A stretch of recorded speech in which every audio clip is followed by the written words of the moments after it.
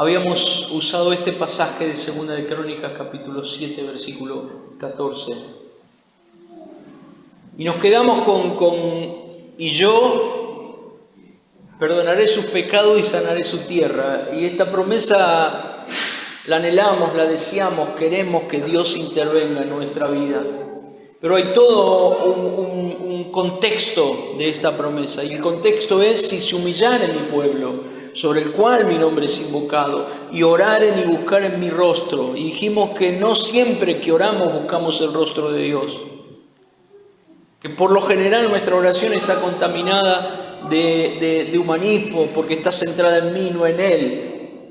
Una cosa es buscar las cosas de Dios y otra cosa es buscar el rostro de Dios. Buscar el rostro de Dios tiene que ver con buscarle a Él. Si se humillare mi pueblo, sobre el cual mi nombre es invocado, y oraren y buscaren mi rostro. Dijimos que orar es la acción, buscar el rostro de Dios es el contenido de esa acción, de esa oración.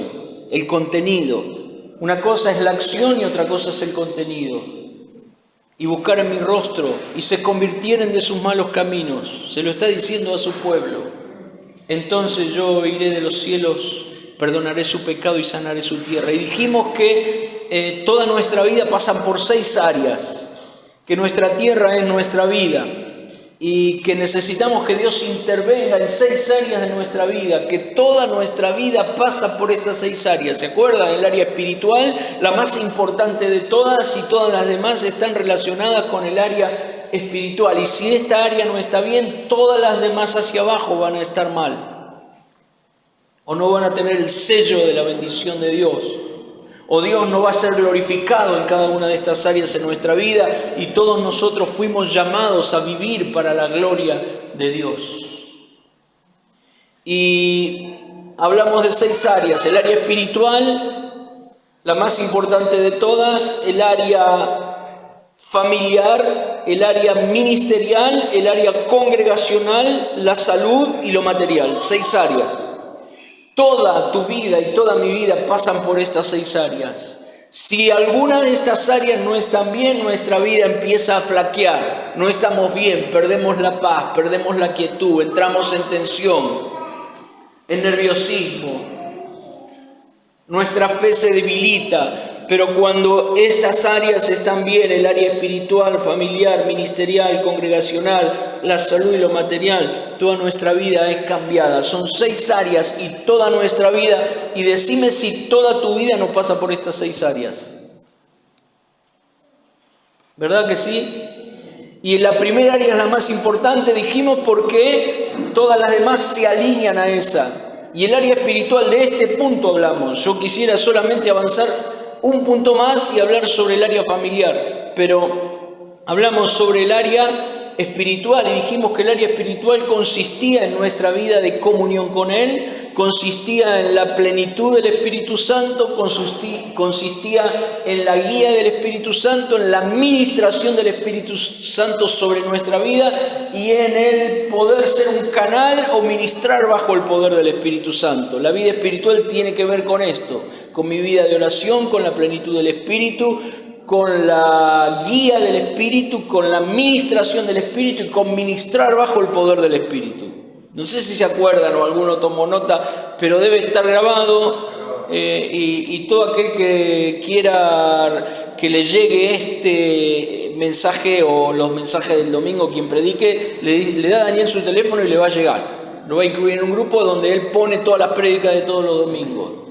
Y nos hace bien poder repasar y profundizar un poco. Así que dijimos, necesito que el área espiritual sea sanada por Dios. Pero necesito, la segunda área es el área familiar. Necesito indefectiblemente que mi familia sea sanada, que Dios intervenga, que Dios irrumpa en nuestras familias y traiga sanidad en nuestras familias. Miren, estamos en crisis económica, estamos en crisis política, estamos en crisis en la educación, estamos en crisis en la seguridad. Pero si hay algo que verdaderamente está en crisis hoy es la familia tal cual la diseñó Dios. Verdaderamente hoy la familia está no valorada, no apreciada, no amada, bastardeada, basureada. Si hay algo que realmente está en crisis, es la familia. Y como la familia es la base de la sociedad y la familia es la base de la iglesia, nosotros no vamos a tener ni sociedades ni iglesias más sanas que las familias que compongan la sociedad y la iglesia. Toca decir amén. Porque el núcleo de la sociedad y de la iglesia es la familia. Dios es un Dios de familia. Él diseñó la familia. Y si hay algo que está en crisis en este tiempo es la familia. Algunos pueden decir, pero yo tengo mi familia bastante prolija, bastante en orden. Miren, yo también tengo mi familia bastante prolija, bastante en orden. Y cuando me comparo con otro, digo, bueno, estoy mejor que otro. Pero la comparación nunca tiene que ser con otro. La comparación tiene que ser con lo que Dios estableció en la palabra para mi vida. Ni siquiera la familia tiene que ser comparada con la familia de mi papá y de mi mamá. Cuando conocí al Señor ya eso terminó. Ya no me comparo más, ni tengo más tradiciones familiares que tal vez no tenían nada que ver con el reino de Dios, sino que ahora es lo que Dios dice. Y necesitamos que Dios intervenga en la familia. ¿Por qué? Porque la familia, el matrimonio representa la unión de Cristo con su iglesia. El matrimonio representa la unión de Cristo con su iglesia. Por lo tanto, nuestros matrimonios, nuestras familias tienen que reflejar a Cristo. Miren, ¿cuántos somos esposos acá? Para tener un poco la idea de cuánto necesitamos que Dios intervenga en nuestras familias. La palabra de Dios en Efesios dice a los esposos: esposos, amen a sus esposas como Cristo amó a la iglesia.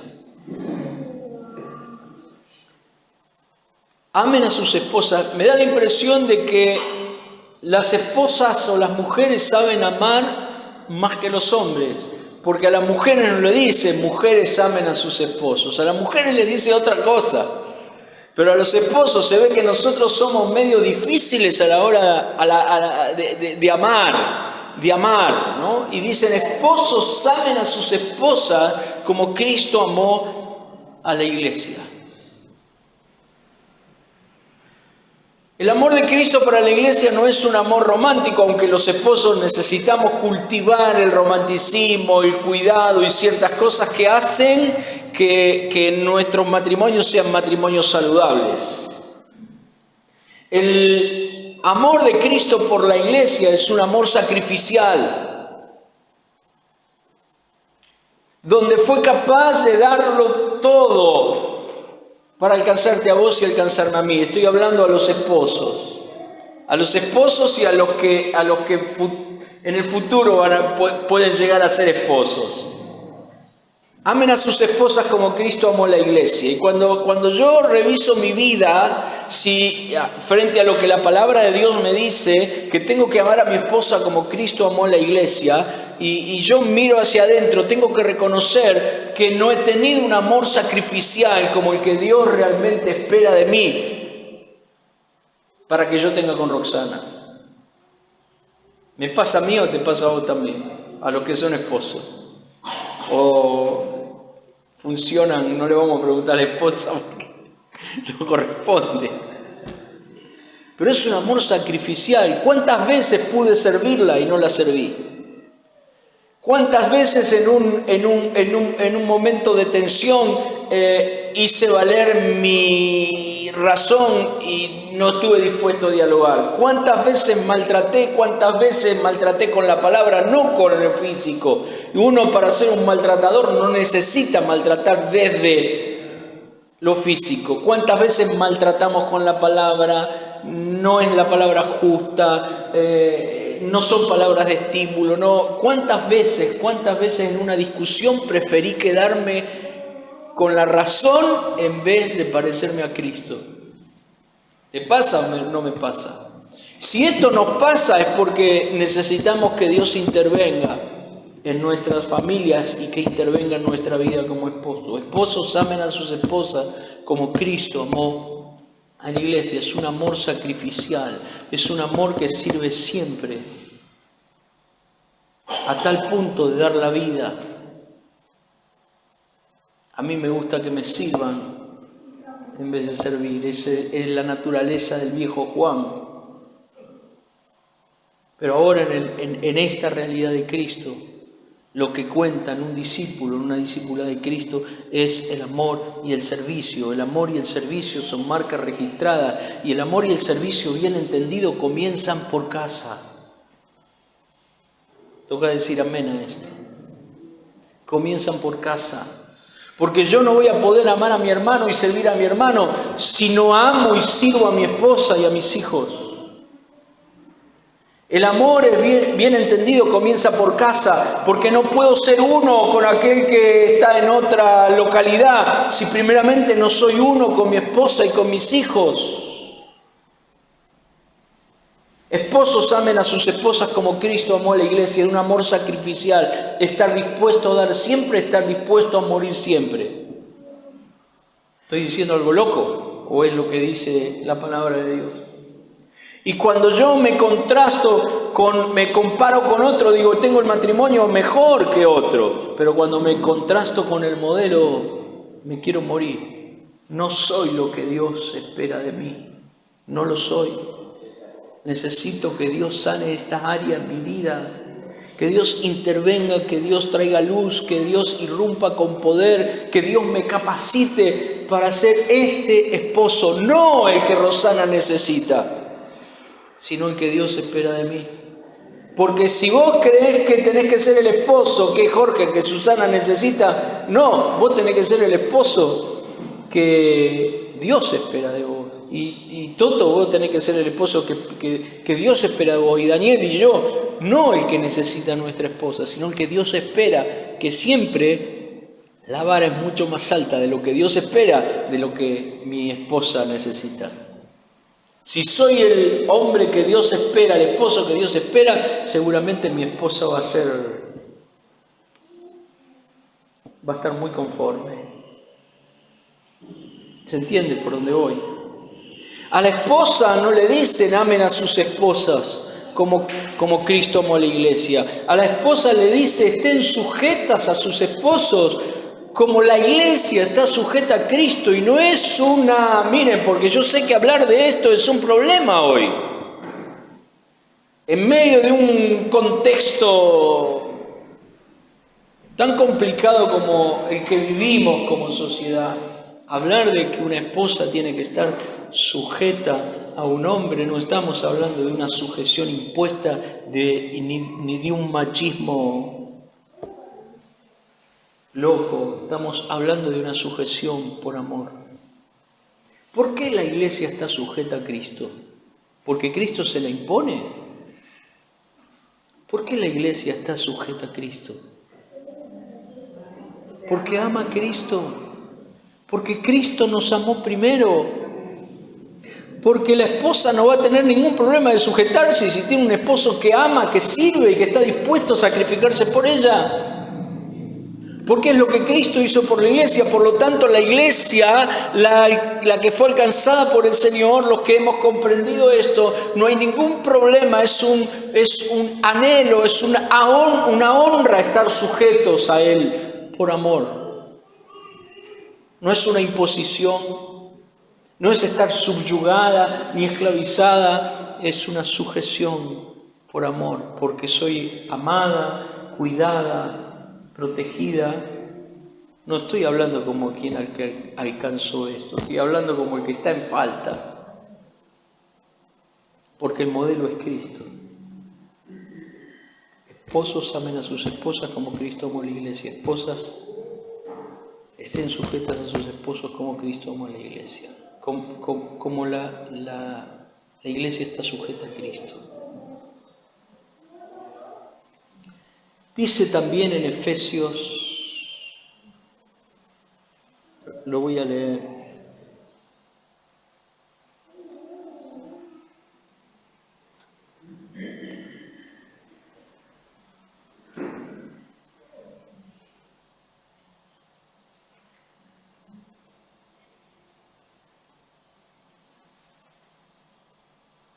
Voy a leer esto que me parece importante. Maridos, amen a vuestras mujeres así como Cristo amó a la iglesia y se entregó a sí mismo por ella, para santificarla, habiéndola purificado en el lavamiento del agua por la palabra, a fin de presentársela a sí mismo una iglesia gloriosa, que no tuviese mancha ni arruga ni cosa semejante, sino que fuese santa y sin mancha. Así también los maridos deben amar a las mujeres, a sus mujeres, como a sus mismos cuerpos. El que ama a su mujer, a sí mismo se ama, porque nadie aborreció jamás su propia carne, sino que la sustenta y la cuida, como también Cristo a la iglesia, porque somos miembros de su cuerpo, de su carne y de sus huesos. Por esto dejará el hombre su padre, su madre, se unirá a su mujer, los dos serán una sola carne. Grande es este misterio, mas yo os digo esto respecto a Cristo y de la iglesia. Por lo demás, cada uno de vosotros ame también a su mujer como a sí mismo, y la mujer respete a su marido. Es la única relación donde Dios llama y dice que son una sola carne. No hay ninguna otra relación. Pero que nosotros amamos a nuestros hijos profundamente, pero no dice que somos una sola carne con nuestros hijos, sino que la única relación la cual Dios dice ya no son más dos, sino uno, en un vínculo indisoluble, es la relación conyugal. Amén. A los esposos les dice también: traten a sus esposas como vasos más frágiles, no sean ásperos con ellas. A la mujer le dice: estén sujetas a sus esposos como la iglesia está sujeta a Cristo, y respete a su marido. Pero también dice: hijos, capítulo 6, obedeced en el Señor a vuestros padres, porque esto es justo. Y a los padres también les dice: vosotros padres no provoquéis a ira a vuestros hijos, sino criadlos en disciplina y amonestación del Señor.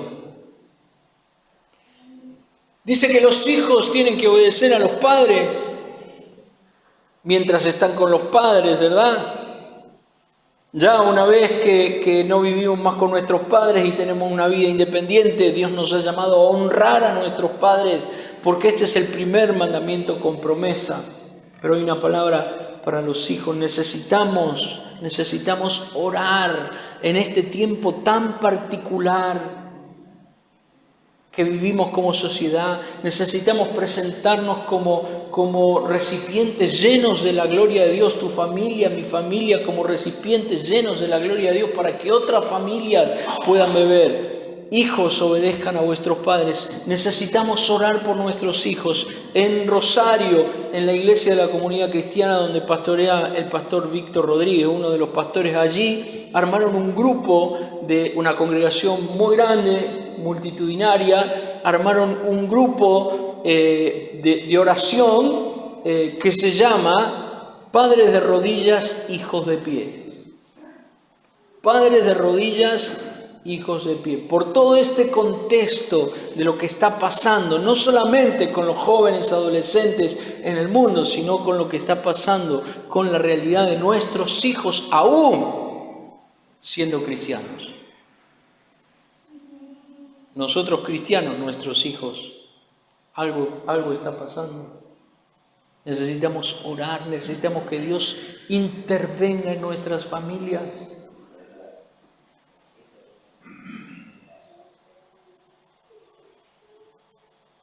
Yo soy producto de una mamá que oró. Y yo regresaba tarde a mi casa, de madrugada, y en algunas oportunidades encontraba a mi mamá despierta y me sermoneaba, ¿no? Me daba mensajes, me decía: pero ¿qué estás haciendo? Tenés que volverte al Señor. A mí cada vez me ponía peor el sermón, el que me sermoné. Pero se ve que después cambió la táctica y yo llegaba a la madrugada y la encontraba orando y orando y orando. Y no me decía nada, pero oraba. Y yo tengo plena conciencia de que soy producto de una mamá que oró. ¿Cuánto necesitamos orar por nuestros hijos? Los que tenemos hijos lejos del Señor, pero los que tenemos hijos también dentro de la iglesia, pero con cierta superficialidad. Necesitamos que nuestros hijos no hereden una religión, se encuentren con Él, se encuentren con Dios. Dios no tiene nietos, Dios tiene hijos. Mi hijo, mi hija no van a ir al reino de los cielos porque el papá es pastor. Necesitan ellos tener un encuentro profundo, vital, experimental con el Señor. Necesitan experimentar el poder de la sangre de Cristo lavando, limpiando sus vidas. Necesitan el quebrantamiento para poder experimentar el amor, la gracia, la misericordia de Dios. Necesitamos orar por nuestros hijos, para que nuestros hijos también sean lo que Dios espera de ellos. No simplemente que estén en reuniones, sino que vivan en la realidad de Cristo. Pero no se logra sermoneando, se logra orando. Necesitamos orar por nuestros hijos. Yo pensé que cuando mis hijos eran chicos necesitaban que yo ore por ellos porque tenían todo un futuro por delante. Ahora me di cuenta que cuando ya son grandes necesitan también que ore por ellos, y necesitamos orar todo el tiempo porque no dejamos de ser padres nunca y deseamos el bien para nuestros hijos. Y el mayor bien para nuestros hijos es que vivan en la realidad de Cristo, pero se logra orando. Y la pregunta es: ¿cuánto tiempo doblo mis rodillas para interceder por la vida de mis hijos? ¿Cuánto llevo la vida de mis hijos delante del trono de gracia? ¿Verdad que no lo hacemos como deberíamos hacerlo? Nos conformamos muchas veces que tengan una vida prolija. Yo conozco un montón de matrimonios jóvenes que tienen vida prolijas dentro de la iglesia, pero tienen cero consagración, porque viven para ellos, no viven para Dios. Prolijidad. Cero consagración, pero prolijo. Y a veces nos conformamos con esa prolijidad. Y no estoy diciendo que no hay que ser prolijo y no hay que tener la vida ordenada. Hay que ser prolijo, hay que tener la vida ordenada. Pero tenemos que tener a Cristo como el centro de nuestra vida. Y si no tienen a Cristo como centro de su vida, tienen una religión.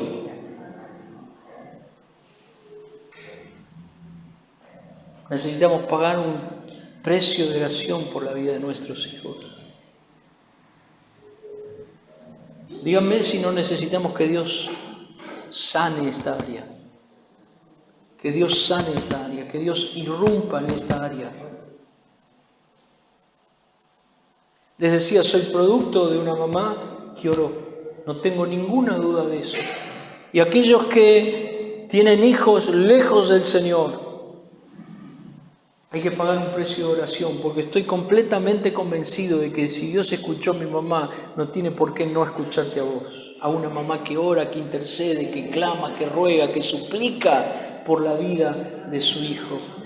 La mayor expresión de amor es invertir tiempo en interceder por aquella persona que nosotros decimos que amamos, para presentarla delante del trono de gracia, para que Dios tenga misericordia. La conversión es un hecho netamente espiritual. La conversión no tiene nada que ver con la razón. Es un hecho espiritual, es provocado por la persona del Espíritu Santo. Cuando el Espíritu Santo viene y trae luz a la vida de una persona y da convicción de pecado y nos muestra cómo somos realmente y nos revela a Cristo y nos conduce a Cristo con arrepentimiento para rendir nuestra vida. La conversión tiene que ver con un hecho netamente espiritual, no tiene que ver con algo racional. Y aquel que fue alcanzado por el poder de Dios y convertido por este hecho sobrenatural del Espíritu Santo en la vida de una persona, esa vida queda rendida para siempre a Dios. Amén. Termino acá.